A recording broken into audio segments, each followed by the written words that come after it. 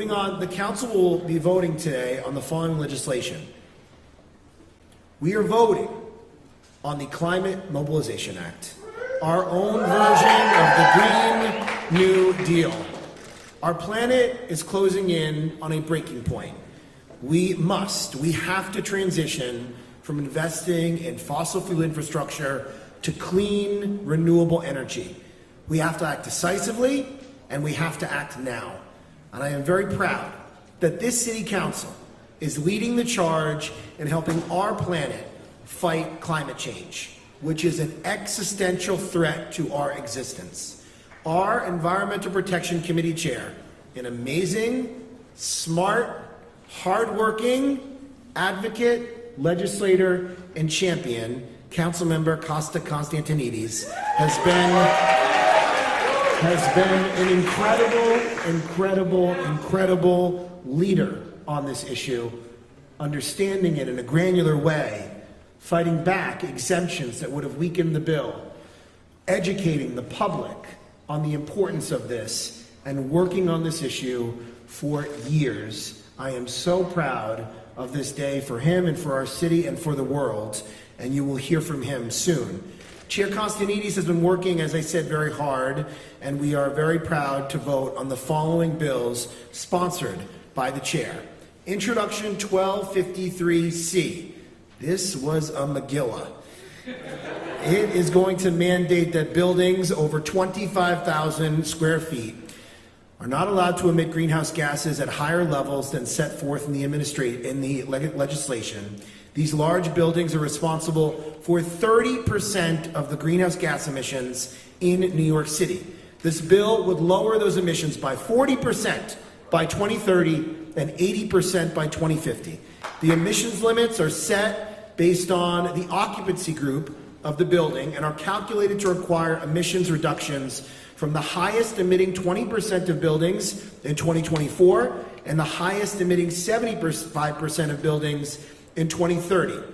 The bill will also create the Office of Energy Emissions Performance within the Department of Buildings to oversee the implementation of this legislation and to recommend future policy on building emissions. Introduction 1252A would establish the Property Assessed Clean Energy Program, the PACE program, in New York City. With this program, more building owners will be able to make the alterations required to reduce greenhouse gas emissions citywide. Introduction 1317A would clarify the Department of Buildings' obligation to include wind energy generation in its toolbox of renewable energy technologies by establishing additional requirements regarding the construction, installation, and maintenance of large wind turbines in the city. Introduction 1318A would mandate an assessment by the Mayor's Office of Sustainability or such other office as the Mayor may designate on the feasibility of replacing in-city gas-fired power plants with battery storage powered by renewable sources. And Resolution 845, which would call on the New York State Department of Environmental Conservation to deny the water quality certification permit for the construction of the Northeast Supply Enhancement Pipeline, also known as the Williams Pipeline, through New York Harbor.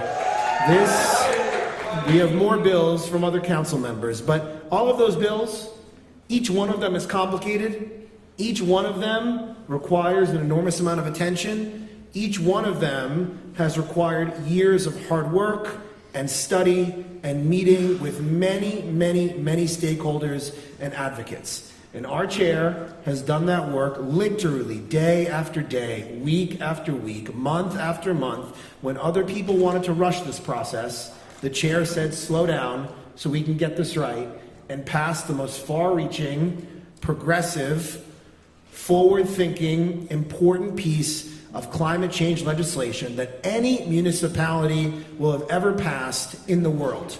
And so today is a day for celebration for the city of New York, because we are laying the groundwork for other municipalities to be able to follow our lead. If we can do it in New York City, in the largest city in the United States, in a beacon for the entire world, in a city with a diverse building stock of small buildings and large buildings and hospitals and houses of worship, all of these type of buildings, any other city should be able to do it as well. And that is because of the incredible staff here who have worked so hard, along with the Mayor's Office of Sustainability, who I see are here. I want to thank them for their partnership and help in making today happen. But really, we would not be at this day less than a week before Earth Day if it wasn't for our great friend and colleague, and I want to give him a big round of applause, Councilmember Costa Constantinides.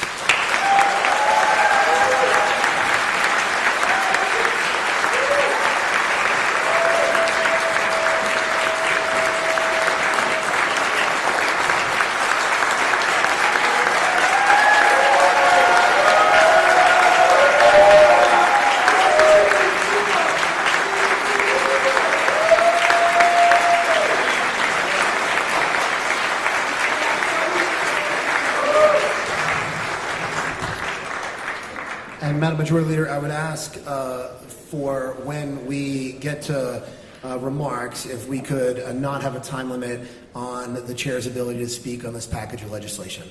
Certainly. Thank you. Next, we're going to vote on two bills sponsored by another great environmental champion who has done amazing work in this council, Councilmember Rafael Espinal. Introduction 1031A will require the Office of Alternate Energy to post and maintain links on its website to information regarding the installation of green roofs and resources and materials regarding green roof systems. And Introduction 1032A will require the inclusion of a sustainable roofing zone, which is a photovoltaic energy generating system or a green roof in the construction of new buildings or buildings that are undergoing certain major renovations.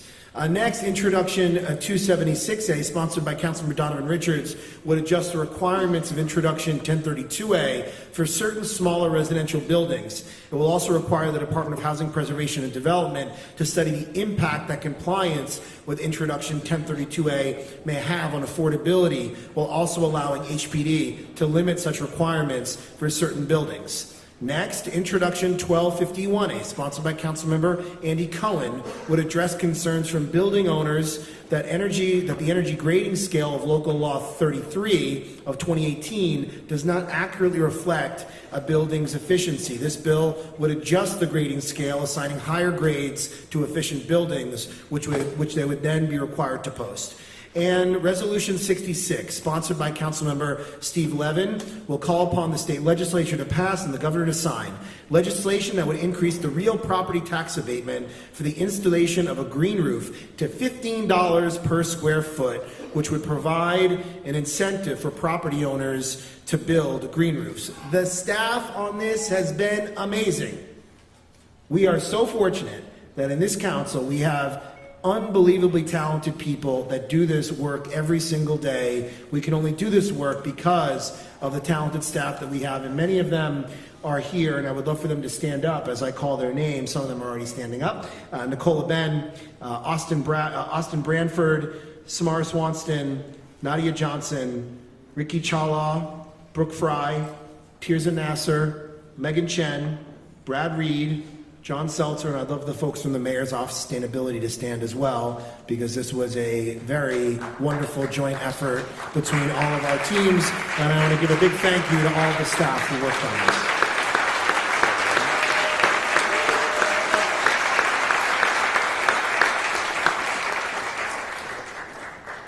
We are also voting on a bill you may have heard about before, Introduction 1527, sponsored by Councilmembers Brad Lander and Margaret Chin. It will require that a 5-cent fee be imposed starting on March 1st, 2020, on paper bags. It would exempt any customer from paying the fee who uses SNAP program, Special Supplemental Nutrition Program for Women, Infants, and Children, or any other successor programs as full or partial payment towards the items purchased in a covered store. I'm really proud we are doing this. The council was at the forefront of the fight to limit the consumption of single-use plastic bags, and this is an excellent companion bill to the upcoming statewide ban on plastic bags. Plastic bags are a scourge on New York City and on our environment. I will leave it to council members Chin and Lander to speak about it, but they as well deserve an enormous amount of credit. They've been at this for years organizing. The council took action on this, but then the state legislature sort of took that action away from us, and then luckily we have seen movement at the state level to ban plastic bags and allow municipalities to opt in to this 5-cent fee on paper bags. So I'm really proud we're doing this today. I want to thank the staff who worked on this as well. Chris Sartori, Patrick Mulvihill, Nicola Ben, Nadia Johnson, Tirza Nasser, Megan Chen, and Brad Reed. A lot of people want to talk about the price tag associated with the bills that we are passing today. And it's a fair question, and a question that we have to be able to answer and discuss in a thoughtful way, in a way that makes sense. But there is really no price tag that you can put on the future of life on our planet. And we must reduce carbon emissions. It is literally killing the planet. We are a coastal city, and it is time for us to lead. We are leading today, and I am so proud of all the advocates. I am so proud of all the advocates who are in the balcony here today, who have been fighting on the front lines for years, being far ahead of the curve. I've said it before and I'll say it again. Every major civil rights movement for progress in the United States of America, whether it be the anti-war movement, or the movement for LGBT civil rights, or the movement for African American civil rights, or the farm workers movement, or the labor movement, all of these movements were not led by politicians. They were led by people.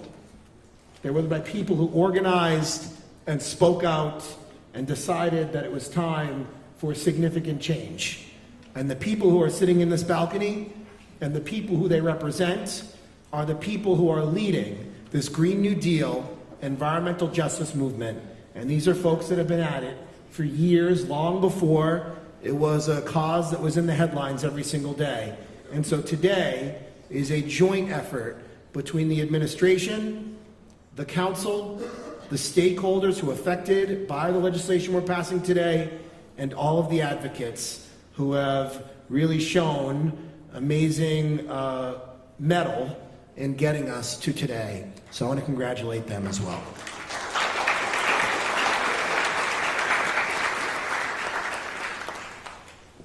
I think that concludes our agenda for today's stated meeting, and I look forward to proceeding with today's votes. Thank you, Madam Majority Leader. Thank you. Thank you so much, Speaker Corey Johnson. And I am now going to move us into general discussion and on general orders. I would now like to call up Council Member Costa Constantinides. And again, Madam Majority Leader, no clock for the council member. Certainly. Thank you, Madam Majority Leader. And first, let me begin by, Speaker Johnson, I can't thank you enough for your leadership, your forward-thinkingness, your desire to make this city a greener and sustainable place for not just now, but for 40 years from now. When my little boy, in 2050, when the worst impacts of climate change, they said, will be felt, 2050 and beyond, my little boy will be a man the same age that I am now. And he will look back on this and say, thank you, Speaker Johnson, for leading. So really, thank you, brother. Today, I ask my colleagues to join me and pass the New York City Climate Mobilization Act.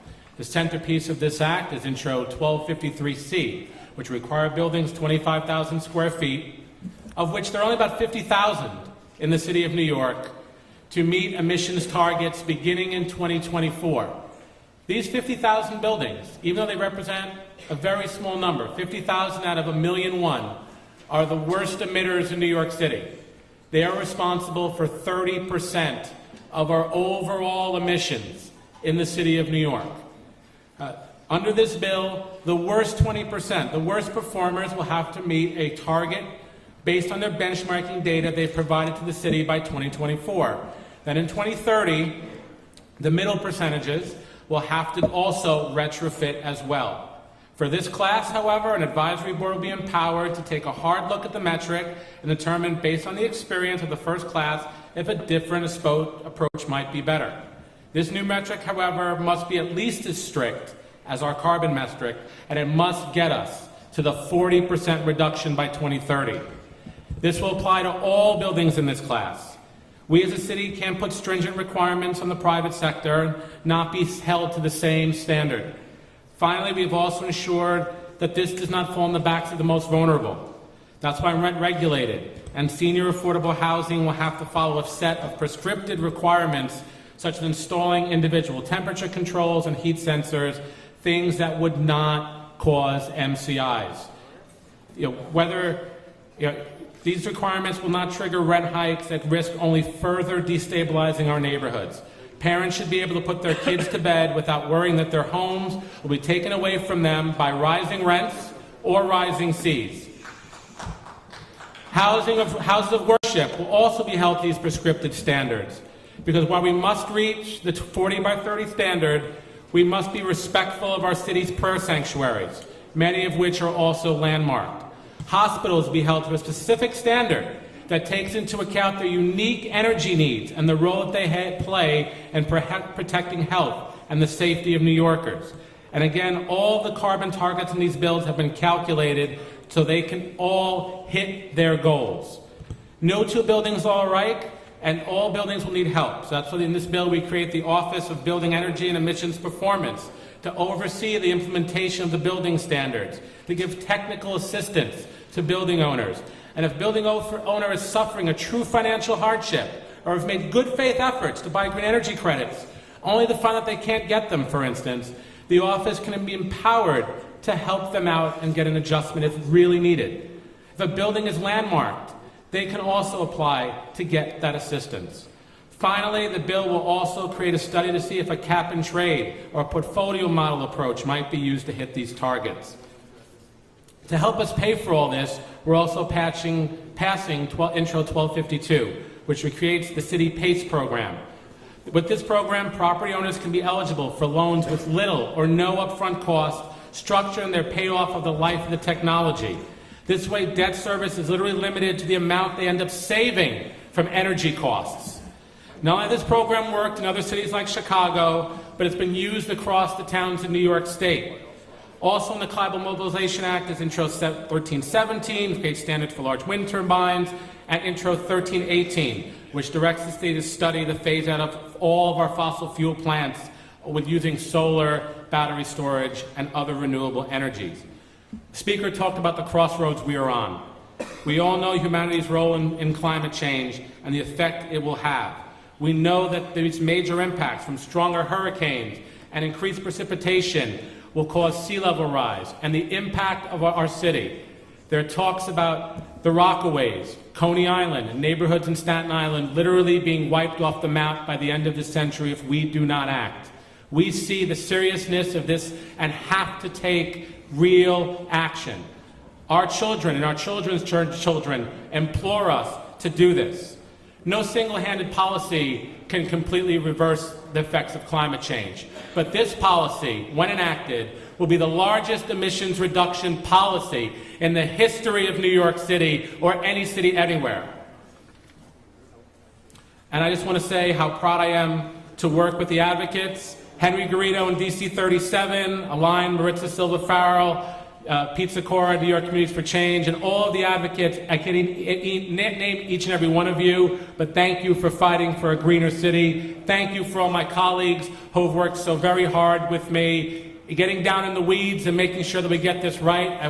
We always will appreciate you. And to the staff, Nicola Bean, as the Speaker said, Nicola Bean, Austin Branford, Megan Chen, Tirza Nasser, Samara Swanston, Nadia Johnson, Jeff Baker, Laura Popa, Brooke Fry, Ricky Chawla, Jonathan Seltzer, my own staff, my legislative attorney, Nicholas Wazowski, my chief of staff, Nick Rolson, Terrence Cullen, Nikki Kokinos, Josephine Jermosin, Michael Corbett, Joy Chowdhury, and the Mayor's Office of Sustainability as well. There's been a lot of sleepless nights.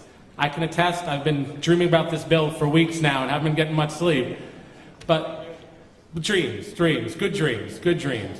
And my little boy who I talked about before is 9 years old. And he asked me, he was so excited today about the bill being passed. But when he becomes of age, and all of our sons and daughters become of age, what will be the New York we're leaving them?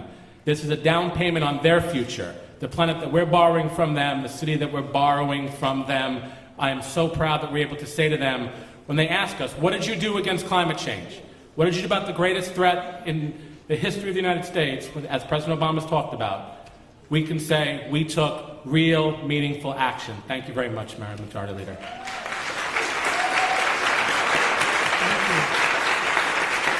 Thank you, Chair Costa-Constantinides, our children and our children's children's children, thank you. And now we will call up Councilmember Chin. Thank you, Majority Leader. As a representative of Lower Manhattan neighborhoods, we are still fighting to fully recover from Superstorm Sandy. I have seen firsthand the undeniable urgency to pass legislation to protect our environment. And I wanted to congratulate and thank Chair Constantinides and all the colleagues on this, and our speaker on this Climate Mobilization Act. But when it comes to plastic bag pollution that regularly clogs our storm drain, pollute our rivers and litter our trees and parkland, we know that single-use bags are not free. There is a cost, and that is borne unfairly by low-income communities of color who have to deal with the quality of life and public health repercussion of transporting thousands of tons of plastic bag waste every year. Our council knew this in 2016 when we passed to bring us closer to our goal to reduce single-use plastic bag waste. In order to educate and empower New Yorkers, we had to work against a well-funded misinformation campaign by the plastic bag industry that sought to hide the true cost of plastic bags from New Yorkers. I'm pleased that after preempting our law, the state has finally heard our call and allowed a sensible measure to limit the use of plastic bags. But we need to ensure that plastic bags are not merely substituted by paper bag waste, which can be 20 to 30 times heavier. We must act to impose a modest fee on these and other single-use bags. Our legislation, Intro 1527, would also create a multilingual education for all communities and small businesses, a dedicated fund to distribute free reusable bags to low-income New Yorkers, and also exempt residents from SNAP and also from WAIT. Now, we have seen other states and countries set a global model to fight plastic bag pollution. It's time for New York City to emerge as a leader in its own right. Thank you, Speaker Johnson, for moving this so quickly. And of course, my partner, Councilmember Lander, and Chair Reynoso, for your unwavering support. And of course, to the diverse coalition of advocates who've been there with us from the beginning, especially our school children, our youngsters, our future leader who's been with us all the way fighting for this. And I urge my colleague to vote for Intro 1527. Thank you. Thank you. Thank you, Councilmember Chen and Lander, for your bravery and your courage, but most importantly, your determination. We'll now call up Councilmember Menchaca. Thank you. I want to speak and give incredible props to Councilmember Costa-Constantinides, the entire team of staff that have been working on this for so many years. But I want to also take this opportunity to thank all the people on the ground in our neighborhoods. I represent Red Hook and Sunset Park. You have organizations like Uprose who have been fighting this fight for such a long time. Every opportunity to be heard, bringing young people to the forefront, creating an intergenerational space for advocacy, and now on the floor of the City Council we get to pass incredible legislation. During the hearing, we heard so much from young people and everyone, but I want to express just the incredible, passionate work that young people have been doing in our neighborhoods. When we think about the work that we have to do next, I also want to hark and think about the jobs that are being created that are going to help get us to these goals and these caps. This is going to create a massive amount of jobs, and the people on the ground that are going to be working are going to be construction workers, including immigrants and day laborers. We are in the middle of a situation where we are pushing development because of the Green Deal, but on top of that, we need to make sure that all of these workers are safe. We just heard from 3 The speaker talked about the 3 members of our community who died. These are Latinos, these are immigrants who are dying on our construction sites. So as we push for these measures for green economy, we got to make sure that they get training and safety, and this city council has committed to that today to ensure that we get that. More to come at the next stated, because we will be pushing legislation to extend the deadline that we have set at the City Council, but also bring new resources and new ideas for that access to construction safety education. So let us not forget those that we just honored today in the deaths of our construction, and let's honor the new workers that are going to come with incredible safety. Thank you, Costa. Thank you, Speaker, and the rest of the Council. Thank you. I'm now going to call forward Councilmember Van Bramer. Thank you very much, and with your permission, I'd like to vote aye on all. Permission granted. Thank you. We're now going to call on Councilmember Koo. Thank you, Majority Leader. Thank you to all of those who stopped by yesterday and supported the students in the historic first hackathon in New York City Hall. Thank you, Speaker Johnson, for making it possible. Tomorrow is Passover and Sunday is Easter, so I want to wish everyone a happy holidays. And also today, voting on legislation that will impact hospitals. Take care of our environment is something we must all do. Hospitals were concerned about this, but thank you to Councilmember Constantinidis for working with them on the new targets and compromises. Thank you. Thank you, Councilmember Koo. Thank you, and report of special committees. None. Madam President, I believe that my name is on the list. You are on the list for general discussions. Okay, well, that was an error. I apologize. May I speak now? Yes, permission granted. Thank you, Madam President. Today we're passing monumental, groundbreaking environmental protections, of which we can and should all be proud. As I said this morning at committee, Mr. Chairman Constantinides deserves much credit for leading his life's work to today's achievements. I will join in voting for the entire package that's coming out of the Environmental Protection Committee. I think it's wise, and I'm grateful for his leadership. I rise to speak on another bill that's coming from a different committee, Introduction 1527. Mr. Speaker is right that those utilizing the brown paper bags, if they are using their benefits card at the time they're making their purchase, will not pay a fee. However, I think there's an important distinction, and as the Speaker said when he mentioned it, it's if they're using their card in full or in part. But as we know, those of us who have been involved for a long time in the business of helping people with their benefits run out in the middle of the month, sometimes even earlier than that. And the distinction that we need to note today is that once the benefits run out, if somebody who is poor, somebody who has benefits, pays cash for their products, they will not receive a free bag. The poor will not be completely exempt, only when they're using their benefits card. And I think it's important to note that because I do believe this is a tax. I believe it's a tax on the people who can least afford it. I know there are very good reasons to do this. I know there are. And the people who are supporting this have their hearts in it for the right reasons. I believe it, and I know it's true. But I also think that we do need to think about those who can't afford it, those who are having trouble making ends meet, those who need a little extra. And they will have this tax on them. And for that reason, Madam President, I will be voting aye on the entire package, but I will not be able to join in voting for Intro 1527. Thank you for accommodating me, and I apologize.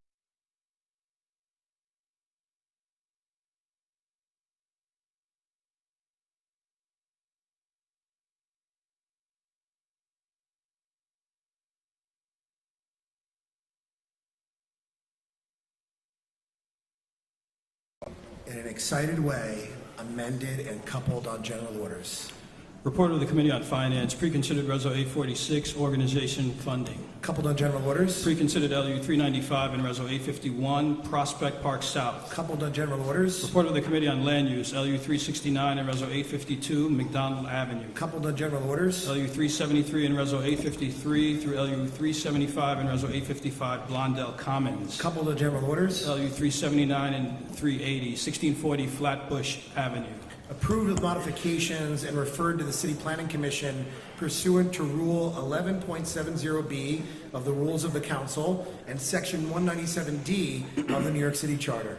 Excuse me, LU 382 and Reso 856 through LU 385 and Reso 859, Bruckner Boulevard. Coupled to general orders. Preconsidered LU 396 and Reso 860, School Facility. Coupled to general orders. Report of the Committee on Sanitation and Solid Waste Management. Preconsidered Intro 1527, Paper Bag Fee. Coupled to general orders. On the General Order Calendar, Intro 720, Site Safety Training. We're recommitting this to the Committee on Housing and Buildings. Resolution appointing various persons, Commissioner of Deeds. Commissioner of Deeds is coupled to general orders, and at this time, I would ask for a roll call vote on all of the items on today's general order calendar. Valone. I'd like to vote aye on all and wish everyone a happy Easter and a Passover and blessings to everyone. Thank you. Thank you. Moya. Aye on all. Rosenthal. With permission, I'd like to vote on all land use call-ups and coupled items on the general order calendar and all resolutions, and congratulate Councilmember Constantinides on this historic legislation. Thank you. Thank you. Rodriguez. I would like to have permission to vote on all general orders and land use, especially those that are environmental friendly bill. Congratulations, Constant, the Speaker, and all the advocates. With these bills, we will be doing what we can to save our planet. So with that, I vote aye. Thank you. Adams. Aye. Ampry Samuel. Permission to explain my vote. Permission granted. I just want to congratulate all our colleagues on this package of bills, but I just want to speak briefly on 1527.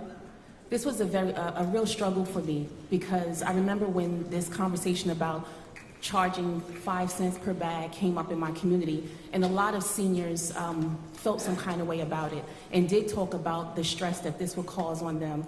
And I will say that I do appreciate the fact that we will be able to have a robust initiative of being able to provide reusable bags throughout the community and to those who will need it so that there won't be this 5-cent fee. But I just wanted to say on the record that I did struggle with 1527 just up into just a few minutes ago, honestly. But I do vote aye on all and appreciate everyone's efforts on the bills. And I do vote aye on all. Thank you. Thank you. Ayala. I vote aye on all. Barron. Permission to explain my vote. Permission granted. Thank you. I just want to echo the comments made by my colleague, Alika Samuels. And I also want to say I vote aye on all with the exception of land use 379 and 380 and the accompanying resolutions. I believe that until this body takes a strong look at what we're saying is affordable, and until we move away from the 25% so-called affordable and 75% market, we're doing a disservice to the people who live here. Thank you. Borelli. Aye on all except Intro 276, 1032, 1253, 1527. Thank you. Brannon. Aye. Cabrera.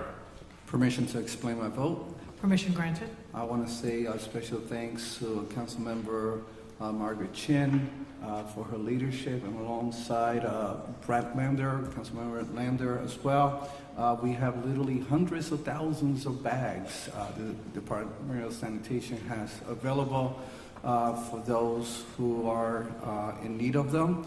I was one of those who was against this bill a couple of years ago, and but when I started seeing bags flying all over my districts, in trees, and causing all kinds of clogging in the drainage system, et cetera, et cetera, et cetera, I'm seeing what was happening in all the states where some of my brothers live, and there's life after this bill, and it's going to be good for the environment. And also I want to congratulate my colleague Constantinides, and thank you for your consideration with the houses of worship. They do have a responsibility for the environment as well, but it was just right. It was just right, all the adjustments that were made in their consideration. And with that, I vote aye on all. Thank you, and happy belated birthday, Councilmember Cabrera. Thank you so much. Chin. I vote aye on all, and I wanted to tell my colleague, I look forward to coming to your district to help the Department of Sanitation to give out reusable bags to seniors, to low-income families. I think it's going to be exciting. It might be difficult in the beginning, but I think people will get used to it. And I also really wanted to congratulate Chair Constantini again, because New York City is taking a lead. It's time for environmental justice, and we're taking a big step. And I want to wish everyone a happy Passover and happy Easter, and I vote aye on all. Thank you. Thank you. Cohen. I vote aye. Constantinidis. Madam Majority Leader, may I be excused to explain my vote? Permission granted. I'll be very brief. I just want to congratulate all of my colleagues today who are passing legislation. Councilmember Espinal on his green roofs bills, Councilmember Donovan Richards, who's been a great environmental advocate in his own right and doing so many amazing things. So thank you, Councilmember Richards, and to Brad Lander and Councilmember Chin as well. Congratulations on your legislation. I know it's been a long time, and thank you again to the Speaker Johnson. I vote proudly aye on all. Thank you.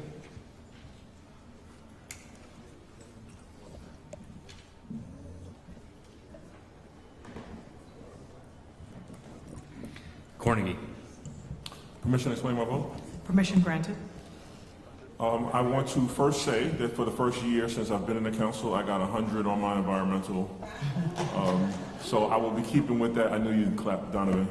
So I want to keep with that. I want to say congratulations to Council members Espinal, Richards, Constantinidis, Chin, and Landa. Many people know that in the last session I did vote no on the bags, but